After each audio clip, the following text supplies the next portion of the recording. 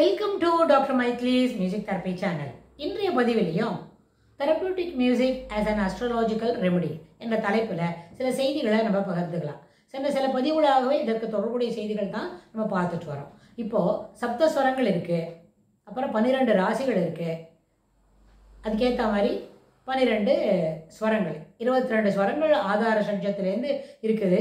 அதில் என்ன சாஜம் பஞ்சமம், ஷட்ஜமும் பஞ்சமமும் சூரியனுக்கும் சந்திரனுக்கும் உரித்தது. பாக்கி இருக்கிற நவகிரகங்களில் பாக்கி இருக்கிற கிரகங்களுக்கு ஒரு ராசிக்கும் 2 அதிபதி இருக்கும். மேஷ விருச்சிகத்துக்கு செவ்வாய், ரிஷப துலாத்துக்கு சுக்கிரன், மிதுனம் கன்னிக்கு புதன், அதுக்கப்புறம் தானுசும் மீனத்துக்கும் குரு, மகர கும்பத்துக்கு சனீஸ்வர பகவான் அப்படின்னு இந்த 7 கிரகங்களுக்கு இத்தனை விதமான ஸ்வரங்கள் இருக்கு. அப்போ குருவுக்கு என்ன 2 ஸ்வரம், 2 ராசி என்னது, தனுசும் மீனமும். அந்த 2 ராசிக்கும் அதிபதி யாரு, குரு பகவான். அந்த குருவுக்கு என்ன ஸ்வரம் இருக்கு அப்படின்னு சொன்னா, அந்த ஸ்வரத்தை நிச்சயமா என்ன செய்யணும், அதுக்கு தொடர்புடையது. ஒன்று குருவில் தனுசு ராசியில் இருக்கும்பொழுது கோமளம், மீன ராசியில் இருக்கும் பொழுது தீவிரம் அப்படின்னு நம்ம ஒரு ஸ்வரத்துக்கு பார்க்குறோம். ரிஷபத்துலா ரீக்கு அப்புறம் கா, மத்தியமம் 2 மத்தியமம் என்னது, புதன் ராசியில் வரும்பொழுது மிதுனத்துக்கும் கன்னிக்கும் 2, மிதுனத்துக்கும் கன்னிக்கும் 2 பிரதிமத்தியமம் சுத்த மத்தியமம். அதே மாதிரி ரிஷபத்துக்கும் ரிஷபராசிக்கும் துலா ராசிக்கும் சுக்கிரன் அதிபதி. அதற்குண்டான ஸ்வரம் 2 என்ன, ஒரு ரீக்கு அப்புறம் நீக்கு அப்புறம் காக்கு அப்புறம் அப்படின்னு சொல்லி ஒரு ஸ்வரமாக நம்ம பார்த்துட்டு வரோம். அந்த மாதிரி வரும்போது அந்த ராசி கட்டத்துக்கு ஏற்ப இருக்கக்கூடிய ஸ்வரங்கள், பிராதான்யமாக இருக்கக்கூடிய ரகங்களை வாசித்து நம்ம கேட்டமான அதுக்கு சிறப்பான சில பலன்கள் கிடைக்கும். இப்போ சனி பகவானுக்கு சிறப்புடைய கிரகங்கள் ராசி என்னது, மகரம் கும்பம் மீனம். மகரம் தனுசு, மகரம் கும்பம் மீனம். மகர ராசிக்கும் கும்ப ராசிக்கும் அதிபதி சனீஸ்வரன், சனி பகவான் அப்படின்னு சொன்னா, அந்த 2 கிரக ராசிக்கும் இருக்கக்கூடிய ஸ்வரங்கள் என்ன அப்படின்னு நம்ம பார்க்குறோம்னு வைங்க.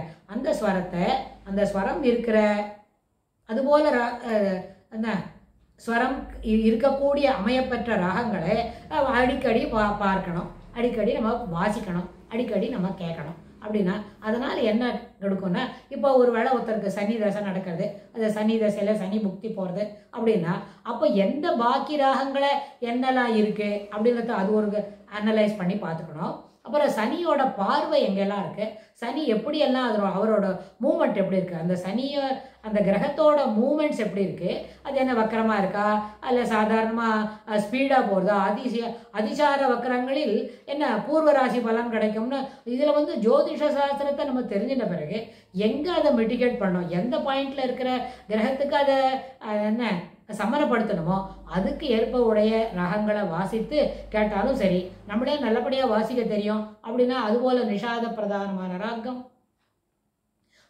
தெய்வத பிராதான்யமாக இருக்கக்கூடிய ராகங்கள், இல்லைன்னா நிஷாதமும் தெய்வதமும் பிரதானமாக இருக்கக்கூடிய ராகங்கள், அந்த ஸ்வரங்கள் இருக்கிறது. அதிலே கம்பீத ஸ்வரம் இருக்கணும், ஞாச ஸ்வரமாக இருக்கணும், அதிலே நின்று சஞ்சாரம் பண்ணக்கூடியதாக இருக்கணும் அப்படின்னு சொல்லி அந்த ராகங்களோட சிறப்பை நம்ம பார்த்துட்டு அதுக்கு ஏற்ப உடைய ராகங்களை நம்ம வாசித்து கேட்கலாம். இப்போ ஒரு உதாரணம் சின்னதாக தெரியுமா, லைட்டர் வைனில் சொல்லணும்னு சொன்னால், ஒரு ராகத்துக்கு இதுதான் அவரோகணம் ஆரோகணம்.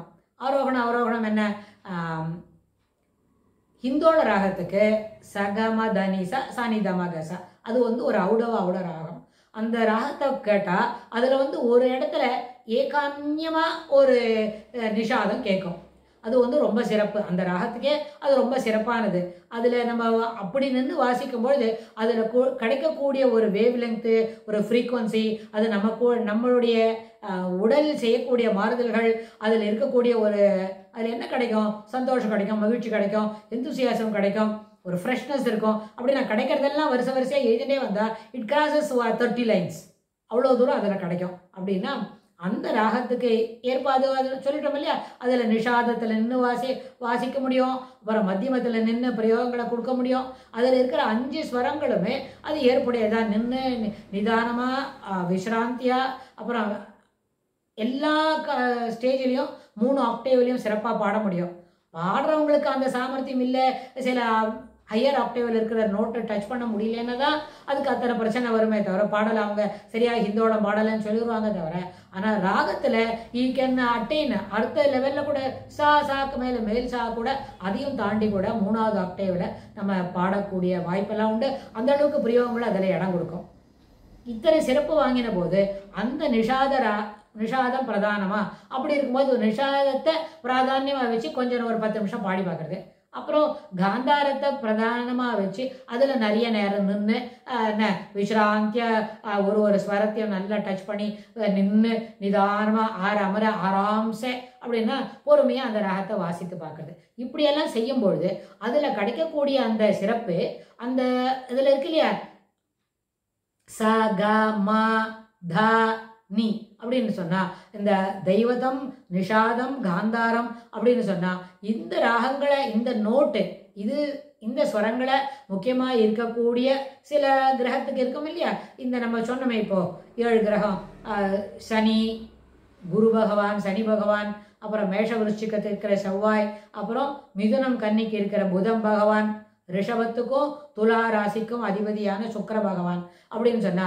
இவர்களுக்கு இந்த ராகத்துல என்ன கிடைக்கும், இந்த நிஷாத ஸ்வரத்துக்கும் சுக்கிர பகவானுக்கும் என்ன கனெக்ஷன், சுக்கிரத்துக்கு என்னெல்லாம் ஸ்வரம் இருக்கு அப்படின்னு நம்ம பார்த்தோமான, அதுக்கு தகுந்த மாதிரி இந்த ராகங்களை வாசித்து பார்க்கலாம், ராகங்களை கொடுத்து பார்க்கலாம்.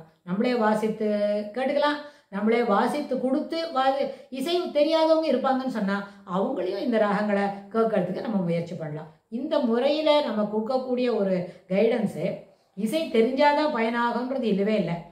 இசை தெரியல, சுத்தமாக இது ஒன்றுமே தெரியாது, இந்த ராகத்துக்கு பேர் கூட அவங்களுக்கு சொல்ல தெரியாது அப்படின்னா கூட அவர்களிடத்தில் இது போதுமான அளவுக்கு, தேவையான அளவுக்கு, திருப்திப்படக்கூடிய அளவுக்கு அவங்களுக்கு என்ன கிடைக்கும், முன்னேற்றத்தை தரும். இதில் எந்த மாற்று கருத்தும் இல்லை.